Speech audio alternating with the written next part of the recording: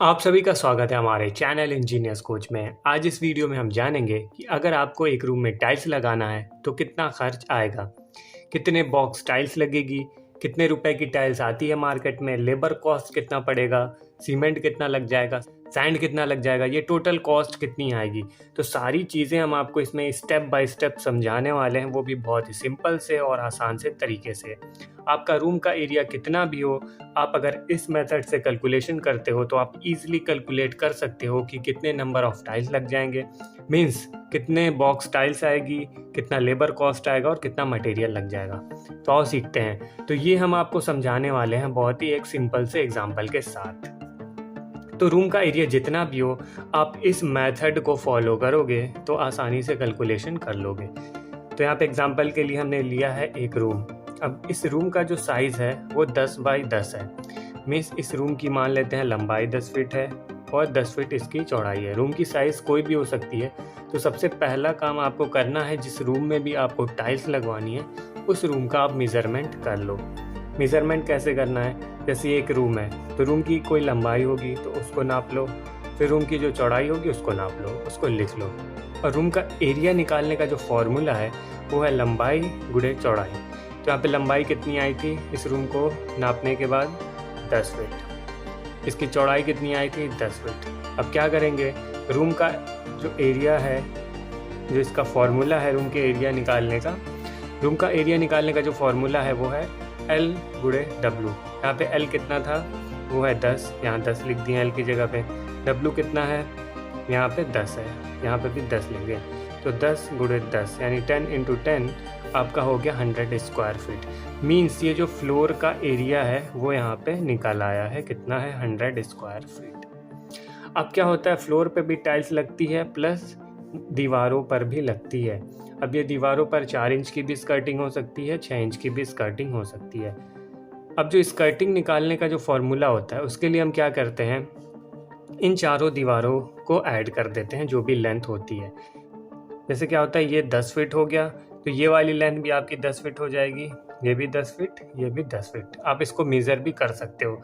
तो यहाँ पे ये 10 बाई 10 का एक रूम है तो ये हो गया 10 प्लस 10 प्लस 10 प्लस 10, ये हो जाता है रनिंग फीट में 40 फीट। यहाँ पे हम इसको 10 इंटू 4 इसलिए कर दिए हैं क्योंकि चारों ये दीवारों की जो डायमेंशन है, जो लेंथ है वो सेम है, यानी 10 है। तो 10 गुणे 4 भी 10 गुणे 4 भी आप लिख सकते हो या फिर ऐसे लिख सकते हो 10 प्लस 10 प्लस 10 प्लस 10, तो भी आपका 40 आ जाएगा।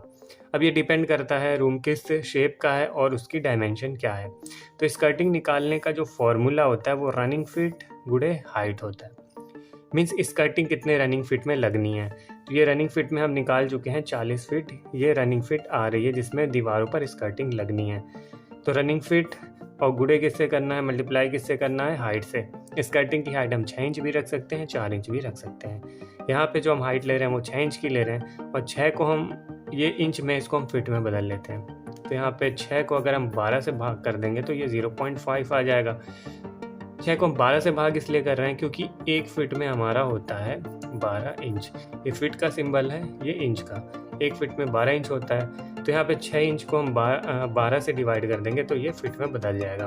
फिट में बदलने की ज़रूरत क्यों पड़ रही है यहाँ पे 6 को, क्योंकि यहाँ पे जो रनिंग फीट है वो हमने टोटल फीट में ले रखा है। ये इंचेस में अगर होता तो यहाँ पे इस वैल्यू को भी इंच में ऐसे ही रहने देते, लेकिन यहाँ पे हम जो हाइट है उसको फिट में बदल चुके हैं जो कि आ गया 0.5।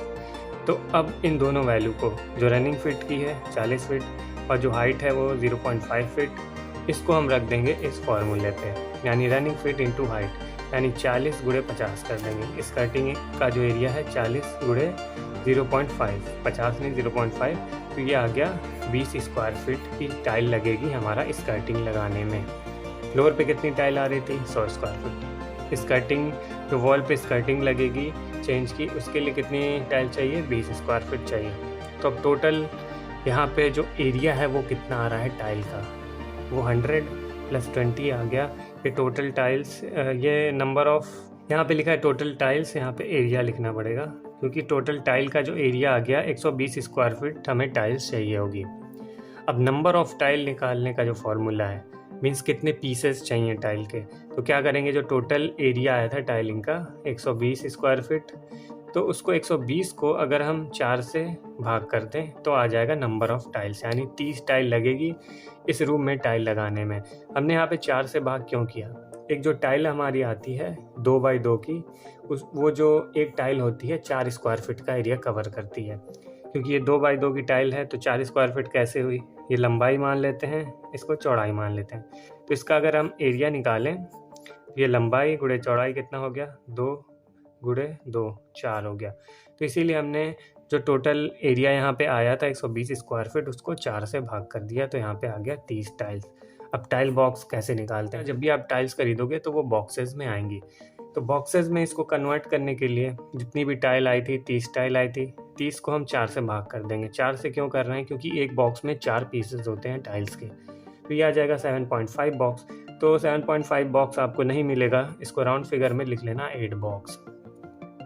अब जो टाइल की प्राइस होगी, देखो 8 बॉक्स हम खरीद रहे हैं, एक जो टाइल की प्राइस होगी आपको अराउंड, आप कह सकते हो 400, 450, 500, 550 रुपीज़ पर बॉक्स के अराउंड में एक अच्छी टाइल्स आपको मिल जाएगी। तो हम यहाँ पे लेके चल रहे हैं कि 500 रुपये पर बॉक्स के हिसाब से हम टाइल्स खरीदते हैं। तो ये हो गया 8 बॉक्स ले रहे हैं 500 रुपये पर बॉक्स के हिसाब से, तो ये हो जाएगा 4000 रुपये टाइल लेने में। अब ये तो देखो कैलकुलेशन के हिसाब से 8 बॉक्सेज आया था, लेकिन कभी भी जब भी टाइल्स लगती है तो उसमें कुछ कटिंग में कुछ वेस्टेज जाते हैं। तो क्या करेंगे, हम एक्स्ट्रा एक बॉक्स लेके चलेंगे। हाँ, कैलकुलेशन के हिसाब से 8 बॉक्स आ रहा था, हम खरीदेंगे 9 बॉक्स। तो इसमें एक बॉक्स का प्राइस आप और बढ़ा लोगे, तो ये लिख सकते हो 4500। अब देखते हैं इसमें और क्या मटेरियल और लेबर कैसे लगेगा। लेबर का कॉस्ट निकालने के लिए हम क्या करेंगे, जो हमारा फ्लोर का एरिया आया था यहाँ पे, कितना आया था फ्लोर पे जो टाइल लगाना था 100 स्क्वायर फीट।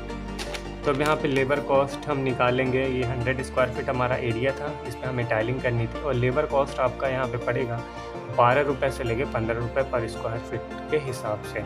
तो यहाँ पे अगर हम मान लें 14 रुपीज़ पर स्क्वायर फीट के हिसाब से अगर लेबर कॉस्ट है, तो 100 स्क्वायर फीट की फ्लोर में हमें टाइल लगानी थी, तो ये हो जाएगा 100 इंटू 14, 1400 रुपये यहाँ पे। अब स्कर्टिंग की बात करें, अब इन दीवारों पे जो टाइल लगनी थी 6 इंच की, उसका क्या रेट होता है, उसका रेट निकालने के लिए क्या करेंगे, जो स्कर्टिंग का हमारा रनिंग फिट आया था, यानी 10 + 10 + 10 + 10 कितना आया था, रनिंग फिट में स्कर्टिंग का लेंथ 40 आया था।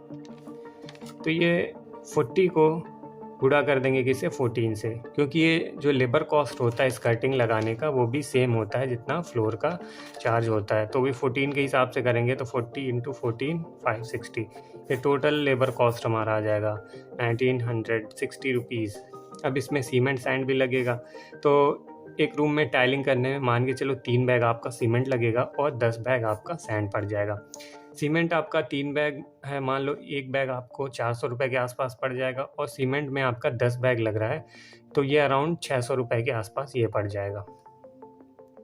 इसको राउंड फिगर में आप लिख सकते हो 2000 रुपये के आसपास आपका सीमेंट सैंड लग जाएगा।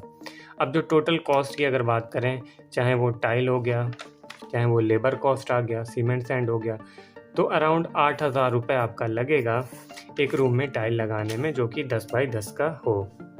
रूम का साइज़ कुछ भी हो, लेकिन अगर आप इस मेथड से कैलकुलेशन करते हो टाइल्स का, तो आप कोई भी साइज़ हो रूम का वो आसानी से कैलकुलेशन कर सकते हो कि कितने नंबर ऑफ़ टाइल चाहिए, कितने टाइल बॉक्सेस लगेंगे, कितना लेबर कॉस्ट आएगा।